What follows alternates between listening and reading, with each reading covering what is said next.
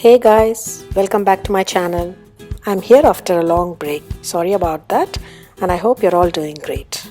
The festive season has already begun. Now it is Navratri and very soon we'll be approaching Diwali. So it's the time of the year to share some sweets and snacks. Today I'm sharing a very simple yet scrumptious Rava Kesari. This is hands down one of the easiest and quickest dessert one can prepare with short notice. Let's take a look at the ingredients. Roast rava or semolina in a pan over medium-low heat until you get a nice aroma. Just make sure not to burn it. We are not looking for brown color but a slight change in color. Set it aside while you prepare the sugar syrup. For the sugar syrup, combine sugar and water and bring it to a boil. I am using 1:3 ratio of rava to water. You can increase the water quantity by another cup if you want a little softer consistency. Add a pinch of orange color or a few saffron strands.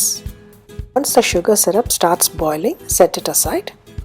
Immediately place the pan with rava over medium heat and add the boiling sugar liquid little by little, stirring continuously so that no lumps are formed.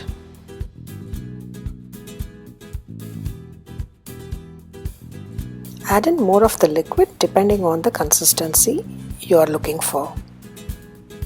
I would like to mention here that you can add the sugar liquid to the rava or rava to the boiling liquid. Either ways is fine, but continuous stirring is very important to avoid lump formation. Cover with a lid and cook for 2 to 3 minutes. Add ghee and cardamom powder, mix well and turn off the heat. Remember that this sweet has a melt in the mouth texture, so if you try to cut down on ghee or sugar, you will not achieve the same flavor or texture that it is famous for. You can add up to 1/4 cup of ghee for this recipe.